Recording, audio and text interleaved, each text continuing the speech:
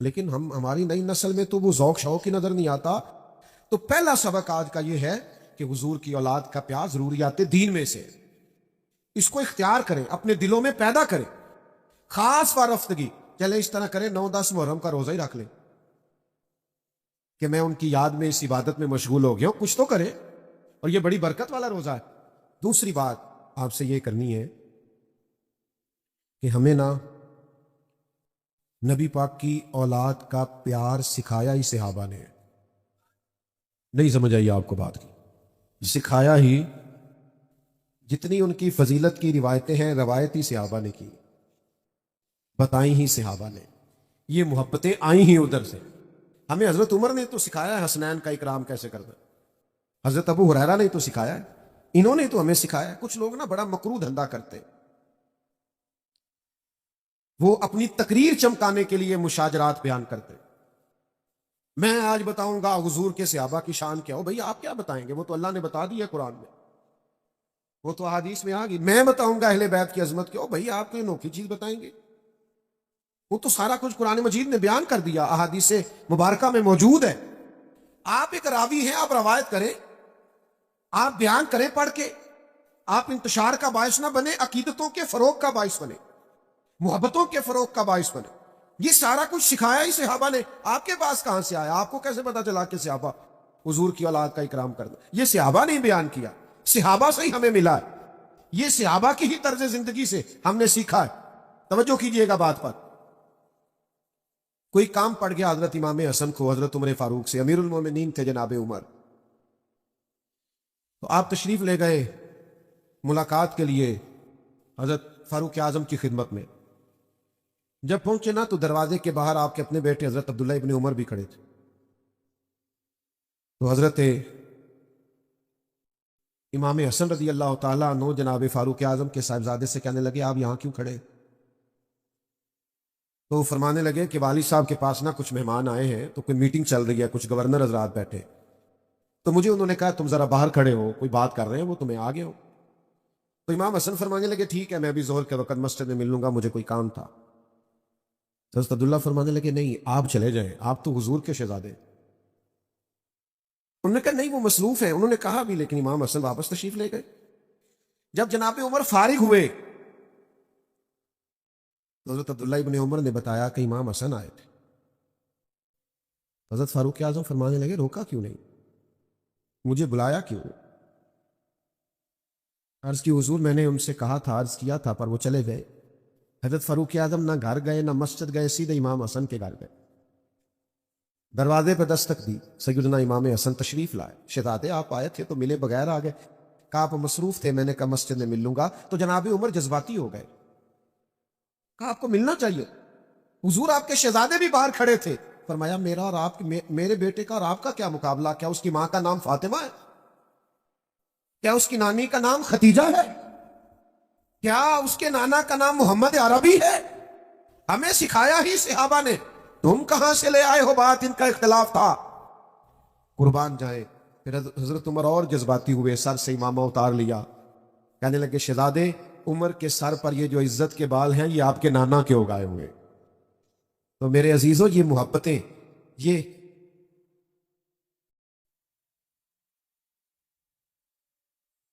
صحابہ نے. تو جب تک صحابہ کے دروازے پہ حاضری نہیں دو گے اہل بیت کی محبت کا پتہ کیسے چلے گا؟ ادب کا پتہ کیسے چلے گا؟ ان کی محبتوں کا پتہ کیسے چلے گا؟ علامہ اسماعیل حقی رحمۃ اللہ علیہ نے ایک بات لکھی،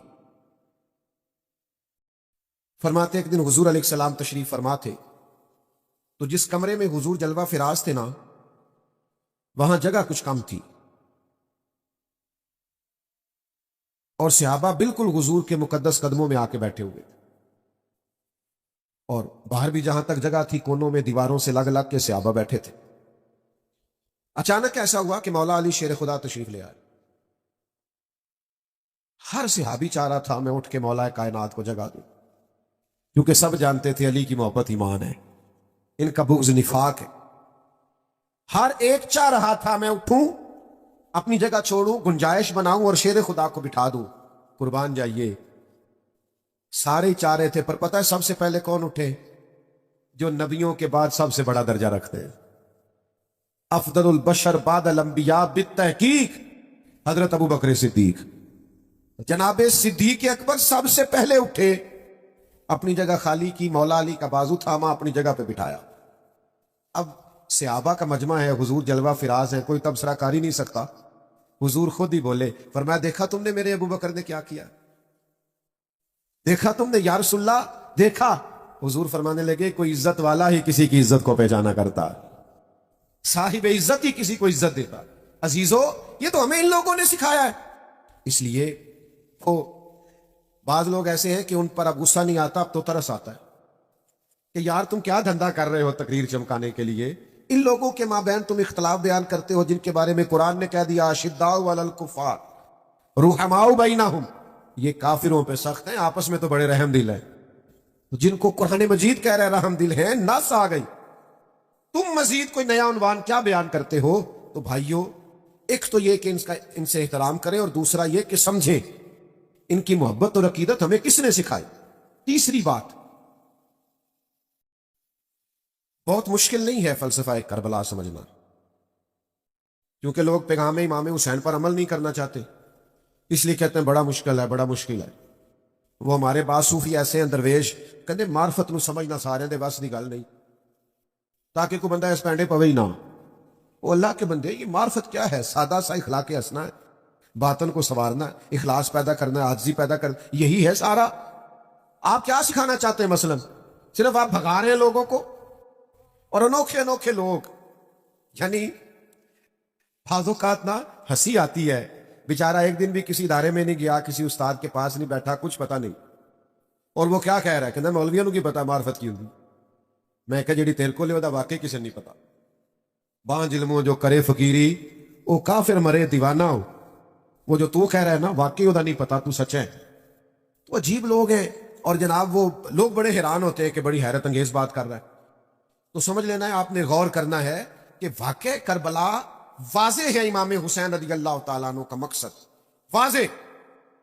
امام حسین نکلے تھے کہ ظلم نہیں کرنے دیں گے، جبر نہیں کرنے دیں گے، بربریت نہیں کرنے دیں گے، غیر اخلاقی انداز نہیں اختیار کرنے دیں گے. کوئی بادشاہ جبر کے زور پر اگر مسلط ہوگا تو مسلط نہیں ہونے دیں گے. ظلم و جبر و بربریت کے خلاف نکلے امام حسین. اور پھر جن رستوں پہ تھوڑی مشکل آئے نا، گاڑی چلانے والے کا پتہ بھی انہی رستوں پہ چلتا ہے. سیدھی سیدھی تو سارے چلا لیتے ہیں. یہ سپیڈ بریکر زیادہ ہو نا. وہ ایک دفعہ ہم سندھ گئے ہوئے تھے کچھ دنوں کے لیے، مختلف محافل میں 5-6 دن لگ گئے. تو واپسی پہ سکھر پہ موٹر وے سے چڑھ گئے.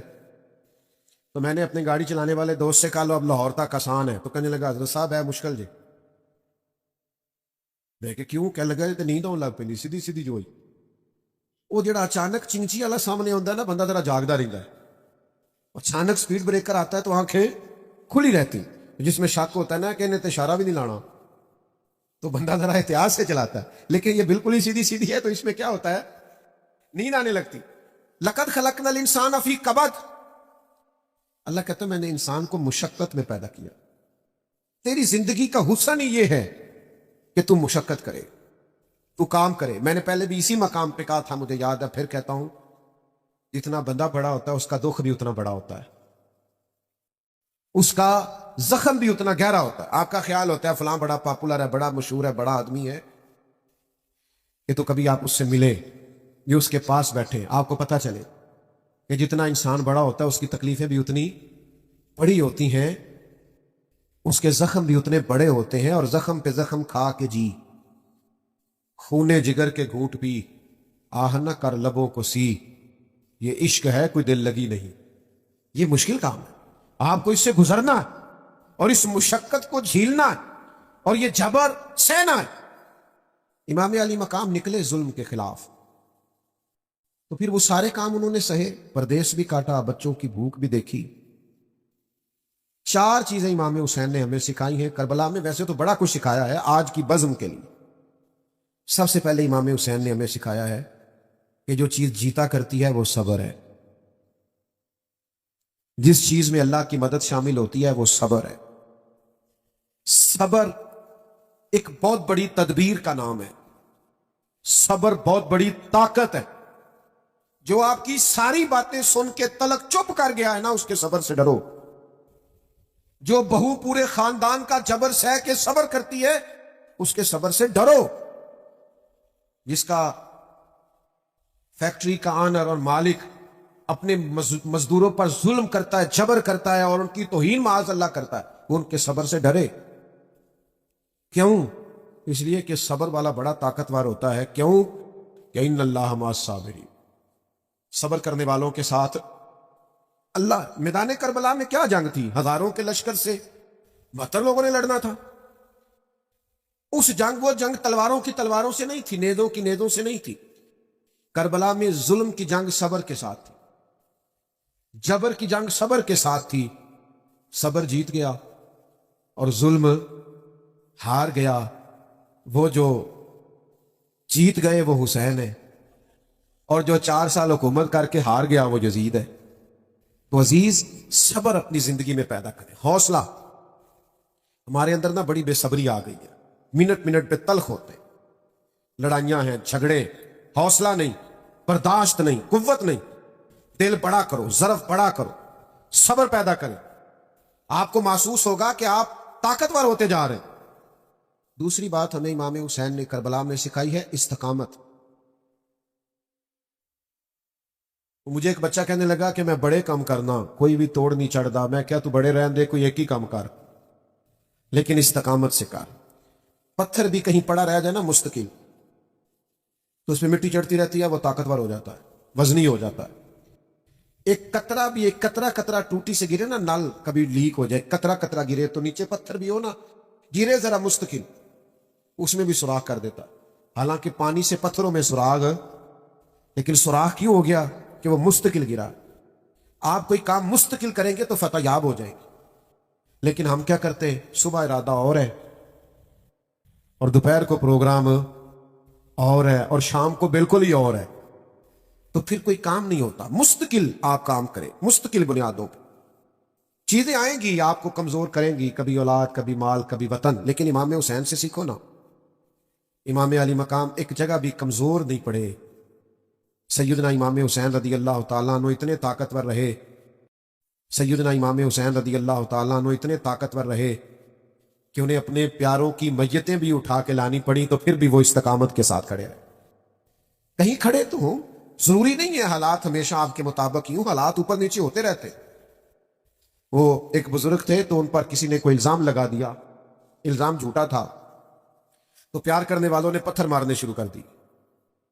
تو ایک آدمی گزرا تو پھول پھینک گیا، تو شیخ نے پھول اٹھا کے واپس کر دیا، کہنے لگے آج کل پھولوں کے دن نہیں، پتھروں کے ہیں، بڑی جلدی پھولوں کے بھی آنے والے ہیں، پھر پھول لے گے تم سے انشاءاللہ۔ ابھی ہمیں یہ دن بھی تھوڑے سے اسی طرح مسکرا کے گزارنے دو، دن جو ہمارے چل رہے ہیں۔ تو میرے بھائی یاد رکھیے گا اور سمجھیے گا، استقامت سے وقت گزارے، دن تو اوپر نیچے ہوتے رہتے ہیں۔ تیسری بات، اپنی اولاد کی تربیت سخت بنیادوں پر کریں۔ بچوں کی ساری خواہشات پوری کرنا بعض اوقات ان کے ساتھ زیادتی ہوتی۔ جی میں جو انہوں نے کہا میں نے لا کے دیا، آپ نے غلط کیا بھیا، آپ کو کچھ چیزیں نہیں بھی دینی چاہیے تھی، تاکہ زندگی میں اگر انہیں کبھی کوئی چیز نہ ملے تو ان کے دل نہ ٹوٹے، ان کو صبر کرنا بھی آئے، حوصلہ بھی کرنا ہے۔ کبھی کبھی آپ کو انکار بھی ہونا چاہیے، یعنی وہ کچھ لوگ ایسے ہوتے ہیں جن کا پتہ ہوتا ہے ان کو انکار بھی کر دیا نہ، جا تیرے حال نہیں ہونا آتے ہو اپنے، انہیں مڑ بھی جانا کدھرے نہیں، تو نہیں جاتا بندہ، کئی دفعہ نہیں بلاتا، نہیں جاتا، نہیں زیادہ ملاقات کرتا، پتہ بندہ اپنا ہے۔ تو کچھ ایسے تعلقات ہوتے ہیں جو کسی قیمت پہ ٹوٹتے نہیں، تو کچھ ایسا کرے کہ اولادوں کی سخت بنیادوں پر تربیت کرے۔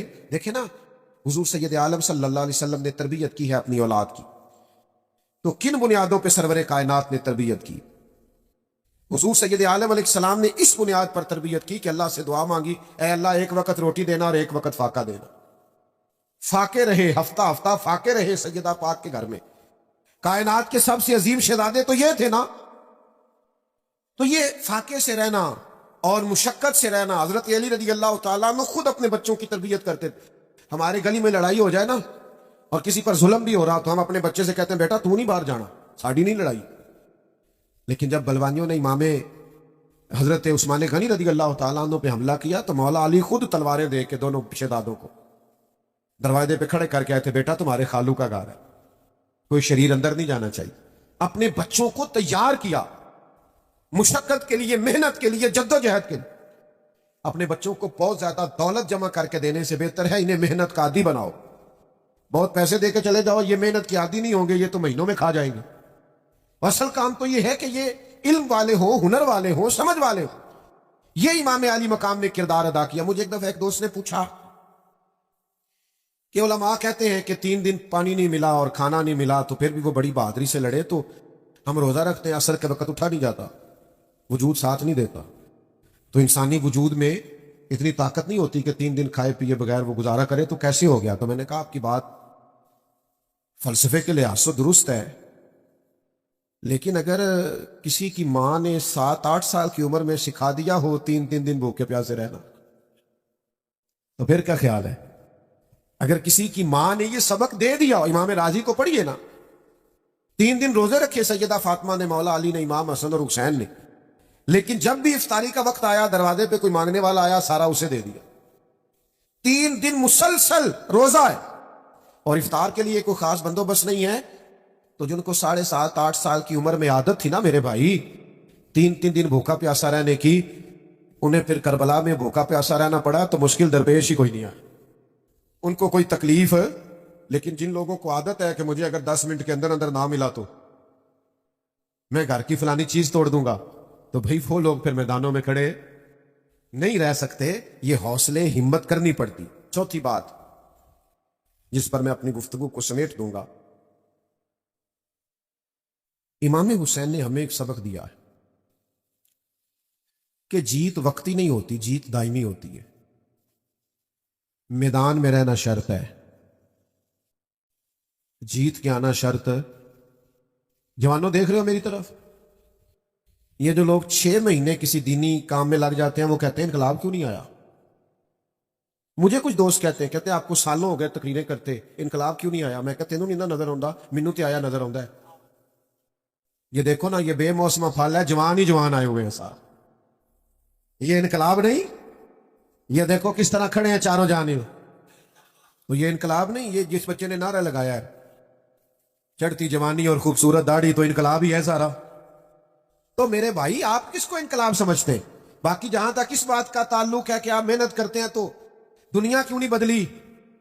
तो भाई नौकर का काम यह है कि मस्जिद टाइम पे खोले, अजान टाइम पे दे, नमाजी तो रब भेजा करता है।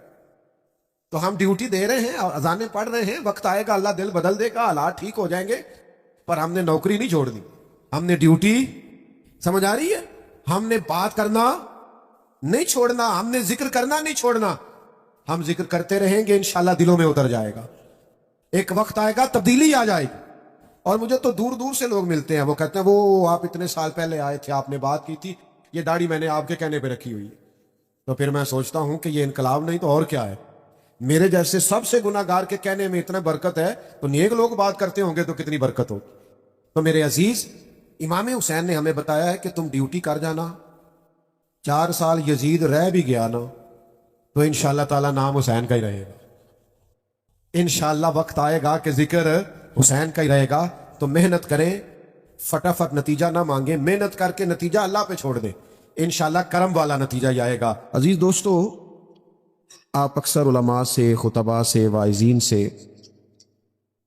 नबी करीम सल्लल्लाहु ताला अलैहि वसल्लम की तशरीफ आवरी से कबल के जो हालात हैं वो सुनते रहते हैं। बच्चियां जिंदा दरगोर होती थीं, औरतों पे जुल्म होता था। बेटा मेरी तरफ देखो, अल्लाह आपको सलामत रखे। पहले अर्ज किया बहुत ज्यादा आदाब हैं, आप तो अच्छे लोग हैं, आप तवज्जो रखें बात। बच्चियां जिंदा दरगोर होती हैं, खवातीन पर जुल्म होता है, इंसानों की मंडियां लगती हैं, लोग बिकते हैं। फिर सबसे बड़ा मसला उनके अकायद के बिगाड़ का था। वो बुतों की पूजा करते, मुख्तलिफ किस्म की ओहाम परस्तियों का शिकार रहते, सारे कपड़े उतार के बैतुल्ला शरीफ का तवाफ करते, कुर्बानियां करते तो फिर उनका खून बैतुल्ला शरीफ की दीवारों से मलते। बेपनाह खराबियां, कोताहियां और कमजोरियां अरब के मुआशरे में पाई जाती थी, और हर आजमाइश, हर परेशानी, हर दुख इस काबिल था کہ اس کا فوری مداوع کیا جائے۔ اب اگر عورتیں ظلم سہ رہی ہیں تو وہ تو سسک رہی ہیں، جلدی سے ہمارے حقوق ادا کیے جائیں۔ اگر غلاموں پہ ظلم ہے تو غلام تڑپ رہے ہیں کہ ہمیں اس غلامی سے نجات دلائی جائے۔ پھر عقائد کا بگاڑ ویسے ہی انسان کو بہت ساری آزمائشوں میں ڈال دیتا ہے۔ تو اتنے کٹھن حالات تھے اور ہر عنوان ہی اس قابل تھا کہ اس پر توجہ دی جائے، لیکن صدیوں کے بعد آسمان کا جو زمین سے پہلا رابطہ ہوا اور غار حرا میں جو پہلی وحی نازل ہوئی، آپ بظاہر دیکھیں تو ان سارے موضوعات پر کسی پر بھی وہ کلام نہیں کرتی۔ نہ اس میں بظاہر عقیدہ توحید کی بات ہے، نہ عورتوں کے حقوق کی بات ہے، نہ بظاہر اس میں غلاموں کی داد رسی کی بات ہے۔ پھر سمجھیے آپ، صدیوں سے لوگ آزمائش اور پریشانی میں ہیں، لیکن جو پہلی وحی آتی ہے نا، اس میں ان میں سے کوئی بات ڈسکس نہیں ہوتی، بلکہ فرمایا اقرا، پڑھو، اقرا بسم ربک الذی خلق، پڑھو اپنے رب کا نام لے کر جس نے پیدا کیا ہے، پڑھو۔ یعنی خرابیاں کتنی زیادہ ہیں، عقائد کا مسئلہ ہے، معاملات کا مسئلہ ہے، ظلم و زیادتی کا مسئلہ ہے، صداقتیں بے حجاب کر دے، حقیقتیں آشکار کر دے، ہر ایک ذرہ یہ کہہ رہا ہے اور مجھے آفتاب کر دے۔ بڑے سنگین مسائل تھے، ہر مسئلہ ضروری تھا، لیکن صدیوں کے بعد جو پہلا رابطہ ہوتا ہے تو اس میں پہلا حکم یہ ہوتا ہے، پہلی نصیحت یہ ہوتی ہے، اقرا، پڑھو۔ اس کا ایک ہی مطلب سمجھ میں آتا ہے کہ پڑھو گے تو عقیدے بھی ٹھیک ہو جائیں گے، پڑھو گے تو عورتوں کے حقوق کی بھی سمجھ آ جائے گی، جب پڑھو گے تو مظلوموں پر ظلم سے باز آؤ گے، جب پڑھو گے تو غلاموں کے حق تمہیں یاد آئیں گے۔ تمام مسائل کا ایک ہی حل بتایا، پڑھو، تعلیم حاصل کرو، لیکن تعلیم وہ والی حاصل کرنا جو تمہارے رب کے نام سے شروع ہوتی ہے۔ قرآن و سنت کی تعلیم پڑھو، سنت و حدیث کو پڑھو، تاکہ تمہارے سارے معاملات درست ہو جائیں۔ بعض اوقات نا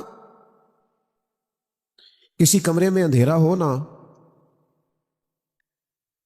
اس میں بہت سارے موذی جانور جمع ہو جاتے ہیں، کھٹمل بھی آ گیا، بچھو، سانپ بھی آ گیا، اس کے اندر چھپکلیاں بھی آ گئیں، اس میں بہت سارے موذی جانور جمع ہو گئے۔